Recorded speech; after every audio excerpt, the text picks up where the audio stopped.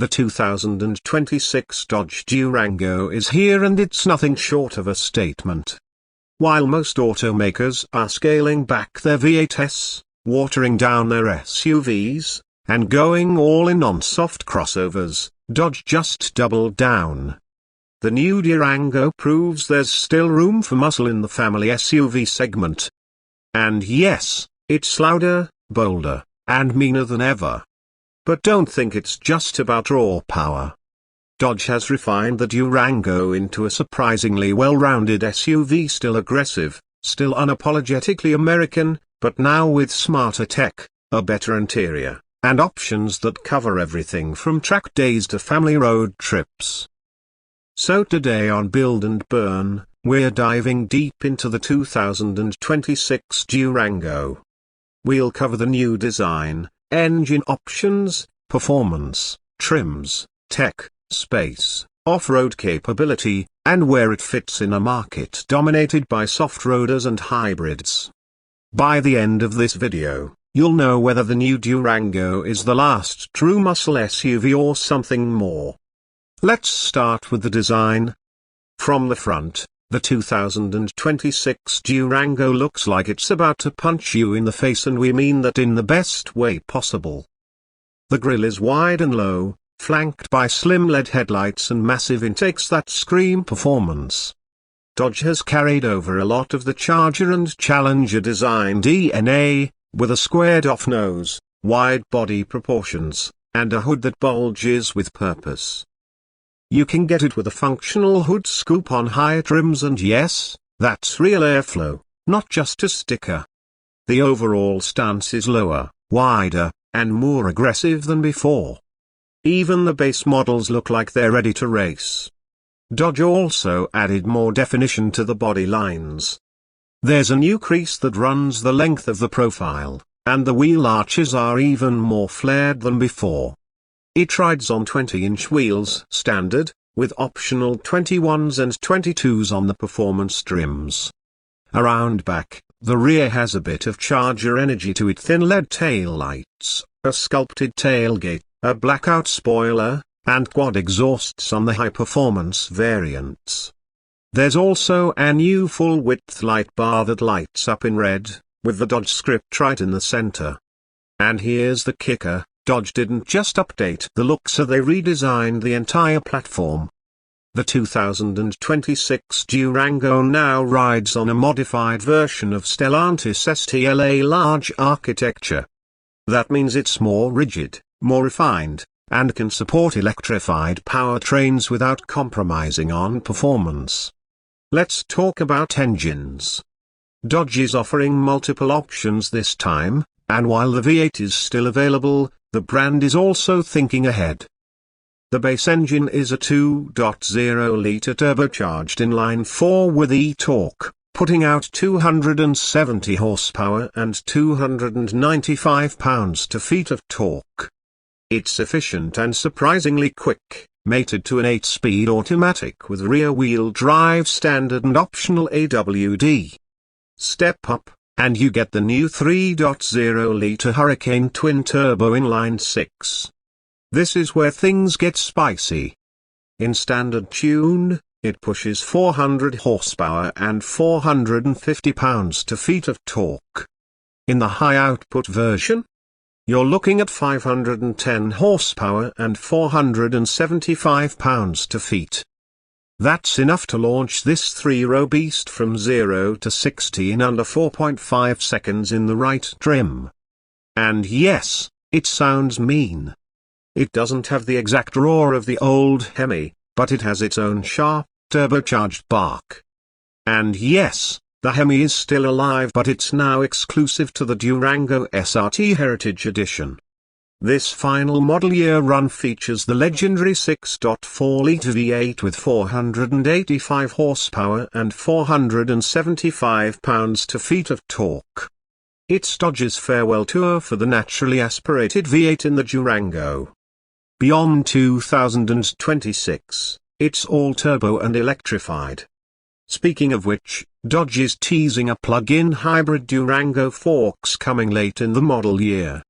Expect over 375 horsepower, 35 miles of F-range, and serious torque likely above 470 pounds-feet. Perfect for buyers who want efficiency without giving up muscle attitude. When it comes to driving dynamics, the 2026 Durango doesn't disappoint. Thanks to the updated platform, it feels tighter in corners, smoother over bumps, and more balanced on the highway. The steering has more weight and precision than before. You're not going to mistake it for a Porsche Cayenne, but in a straight line. It's a weapon. The SRT versions feature adaptive dampers, Brembo brakes, and a rear-biased AWD system that makes them feel rear-wheel drive until traction's needed. Launch control is included, and if you've never felt a 5,000+ pound SUV rocket off the line like a Charger, you're in for a ride. Now let's move inside. This is the area where Dodge arguably made the biggest improvements. The 2026 Durango's interior finally feels like a premium product. Soft touch materials are everywhere. Real metal accents, optional carbon fiber, and even Alcantara inserts on the SRT trims. The dash is now driver-focused, with a huge 12.3-inch digital gauge cluster and a massive 14.5-inch touchscreen angled toward the driver. It runs the new Uconnect 5 Plus system, which is smoother, faster, and more customizable than ever. You can split screen navigation and media, set up multiple driver profiles, and run wireless Apple CarPlay and Android Auto with ease. There's a new head-up display available, plus a digital rear view mirror, surround view cameras, and even night vision on the top trims. Dodge also added a premium 19-speaker Harman Kardon sound system that slaps harder than you'd expect from a factory install. Seating is just as impressive. You've got room for 6 or 7 passengers, depending on your configuration. The front seats are heavily bolstered and available with heat, ventilation, and massage. Second-row captain's chairs are standard on higher trims, with plenty of legroom and reclining function. Third-row access is easy thanks to a one-touch fold and slide system. Cargo space is strong to 17.2 cubic feet behind the third row, over 43 cubic feet with it folded, and maxing out at nearly 87 cubic feet with everything down. Plus, there's underfloor storage, grocery hooks, tie-downs, and a new hands-free tailgate feature. Safety hasn't been ignored either. Every 2026 Durango comes standard with Dodge's new Safety Shield suite. That means adaptive cruise control, automatic emergency braking, pedestrian detection, lane keep assist, blind spot monitoring, and rear cross-traffic alert are all baked in. Step up to the SRT or limited trims and you'll also get lane centering, traffic sign recognition, and Dodge's Level 2 semi-autonomous highway assist system. Off-road capability? It's but this isn't a rock crawler. The Citadel trim comes with an off-road group that includes skid plates, hill descent control, a low-range transfer case, and all-terrain tires. Ground clearance is decent, and the AWD system can shuffle torque when things get slippery. But let's be honest, most people buying a Durango are more likely to tow a trailer or hit a snow-packed road than take it deep into the wild. Speaking of towing, the 2026 Durango remains one of the best in class. Properly equipped, it'll tow up to 8,700 pounds with the Hurricane Ho or the 6.4 litres V8. That's enough for boats, campers, car trailers, and more.